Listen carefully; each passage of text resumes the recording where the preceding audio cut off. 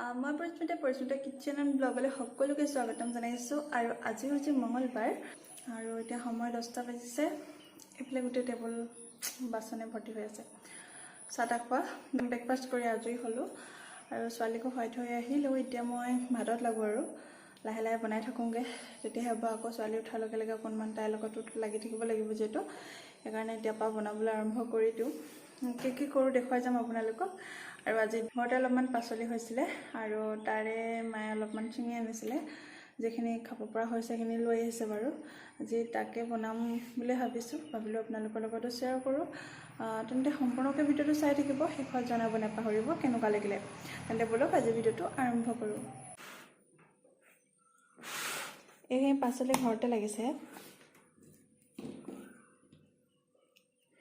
এয়া তাৰপিছত লগতে ইমান সৰু সৰু তিতা কেৰেলা হয়, এইখিনি বাৰীত লাগিছে।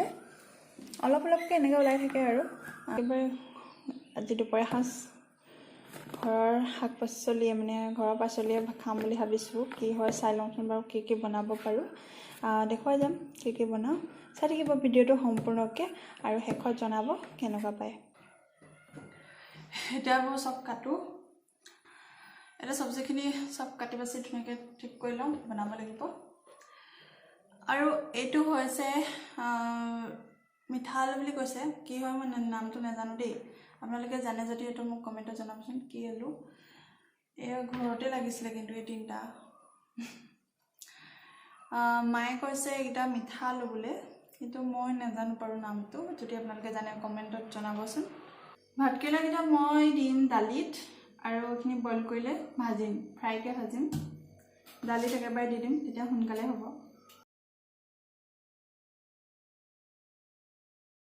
আজি একেবাৰে থলুৱা জুতিৰে ভাত সাজ খাম, ভাল লাগিব খাই। আৰু লগত মই কি বনাম জানে? আৰু লগত মই আজি বনাম মুড়ি ঘণ্ট বনাম আজি, আৰু সেয়াও দেখাম আপোনালোকক কেনেকৈ বনাম। একেবাৰে সহজকৈ বনাম আপোনালোকৰ, যাতে সাধাৰণতে এতিয়া লকডাউন এতিয়া যিহেতু ঘৰতে যিখিনি বস্তু আছে প্ৰায় থাকেই এইবোৰ বস্তু, তেনেকেই মই একদম চিম্পলকৈ বনাম, যাতে খাব পাৰে, সহজে বনাই খাব পাৰে। একেবাৰে ইজিকৈ বনাম মুড়ি ঘণ্ট, সেয়াও দেখাম আপোনালোকক, চাই থাকিব ভিডিঅ'টো।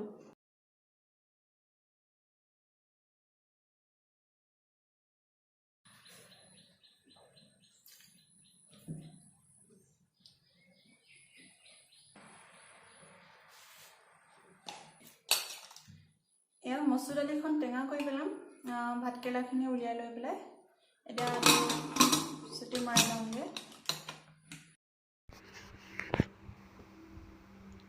এতিয়া মই কুন্দুলি ভাজিবৰ কাৰণে প্ৰথমে কুন্দুলিখিনি কাটি লৈছোঁ। ইয়াত মই আলু ব্যৱহাৰ নকৰোঁ, যিহেতু মায়ে খাব।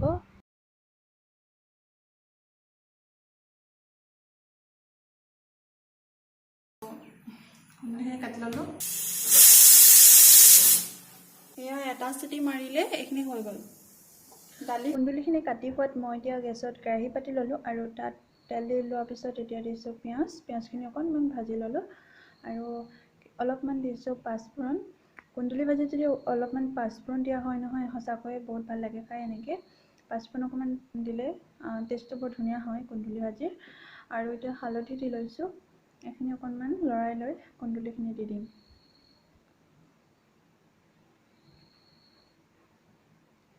এইখিনি লৰাই দিছোঁ ভালকৈ।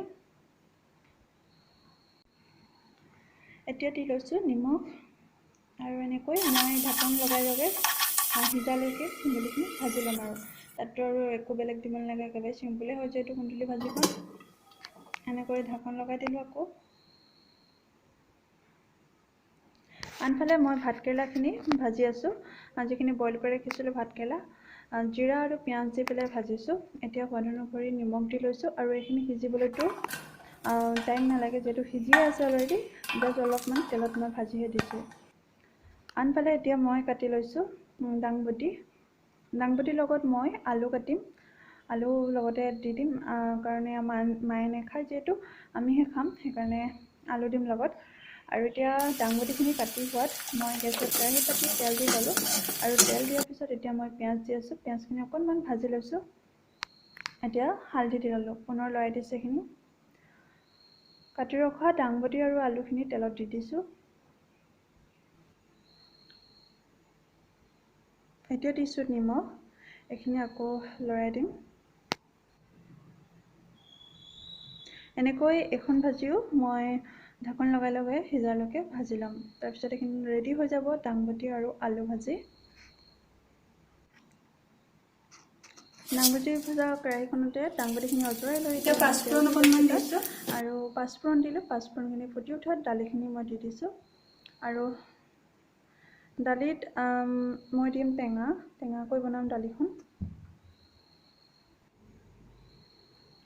এতিয়া দালিত মই প্ৰায় এফালমান টেঙা দিম, কাজি নেমু দিছোঁ আৰু অকণমান টেঙা হ'লেহে দালিখন খায়ো ভাল লাগে, যিহেতু এতিয়া গৰম দিন আৰু তাতে। আৰু মই এনেও টেঙা দালি খাই বিৰাটেই ভাল পাওঁ আৰু এয়া এটা উতল অহাৰ পিছতে দালিখন হৈ যাব।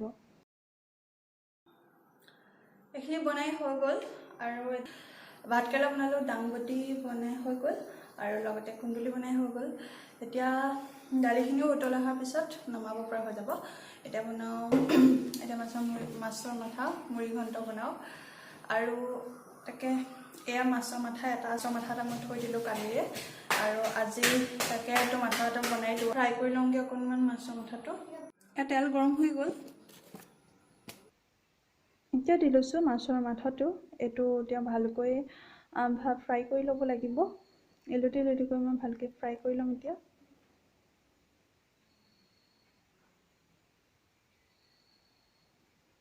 আৰু ফ্ৰাই কৰি হোৱাত এতিয়া মই তেলৰ পৰা উঠাই ল'লোঁ আৰু যিখিনি তেল ৰৈ গ'ল মই তাতে বনাম। প্ৰথমে মই জিৰা দিছোঁ অলপমান। জিৰাখিনি ফুটি উঠাত তেতিয়া মই পিঁয়াজ দি লৈছোঁ। পিঁয়াজ মই এটা দিছোঁ, অকণমান ডাঙৰ চাইজৰ পিঁয়াজ হয়। পিঁয়াজখিনি এতিয়া মই ভালকৈ অলপ সময় ভাজি ল'ম।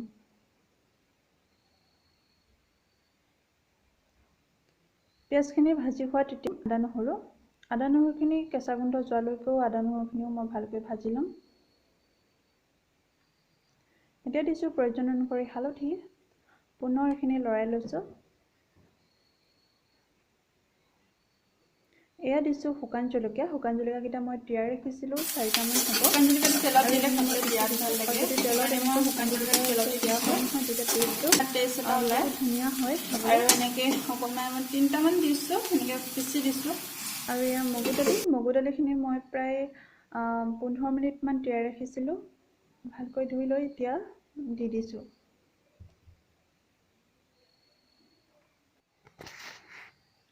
এতিয়া এইখিনি ভালকৈ ভাজি থাকিম। প্ৰায় 6-7 মিনিটমান মই এনেকৈ হাই ফ্লেমত ভাজি থাকিম। মন কৰিব যাতে জ্বলি নাযায় দালিখিনি।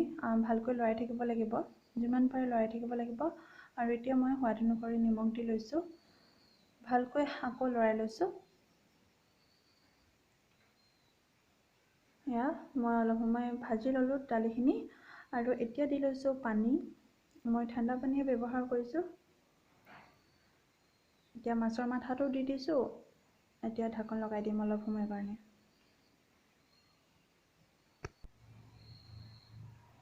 আৰু এতিয়া ঢাকন আঁতৰাই অকণমান লৰাই দিছোঁ। পুনৰ ঢাকি দিম, ভালকৈ সিজিব লাগিব।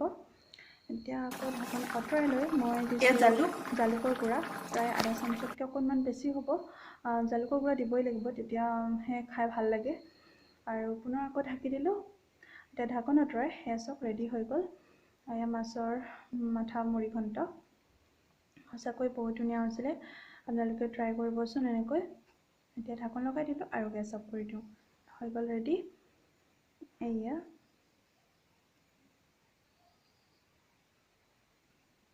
এয়া ৰেডি হৈ গ'ল।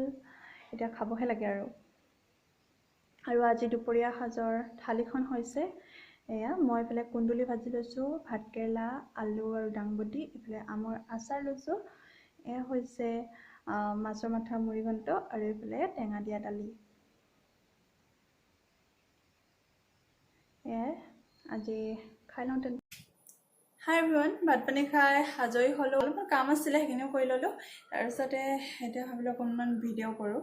মানে আজি দুপৰীয়া যিখিনি খালোঁ, মানে দাংবডি ভাজি, ভাতকেৰেলা, তাৰপিছত এইফালে কুন্দুলি আৰু টেঙা দিয়া দালিখিনি সঁচা ধুনীয়া হৈছিলে, বহুত ধুনীয়া হৈছিলে। আজি ঘৰৰ পাচলিখিনি আজি বনালোঁ দুপৰীয়া সাজত। আৰু লগতে বাৰু মাছৰ মাথা মুড়ি ঘণ্ট বনাইছিলোঁ। বিৰাট টেষ্টি হৈছিলে, গোটেইখিনিয়ে খাবলৈ ভাল হ'ল। কি বনালো দুপৰীয়া সাজত সেয়া আপোনালোকৰ লগত শ্বেয়াৰ কৰিলোঁ। কেনেকুৱা পাই মোক কমেণ্টত জনাব। আৰু আজি ভিডিঅ'টো ইমানতে সামৰণি মাৰো। যদি ভিডিঅ'টো চাই ভাল পালে তেন্তে লাইক এটা কৰি দিব আৰু লগতে চেনেলটো ছাবস্ক্ৰাইব কৰি ল'ব যদি মোৰ চেনেলত নতুন দৰ্শক হয়। কাষতে থকা বেল আইকনটো টিপি দিব, তেতিয়া নটিফিকেশ্যনসমূহ আপোনালোকে আগতীয়াকৈ পাই থাকিব। তেন্তে আজিলৈ ইমানতে বিদায় লৈছোঁ। ভিডিঅ'টো চোৱাৰ বাবে বহুত বহুত ধন্যবাদ।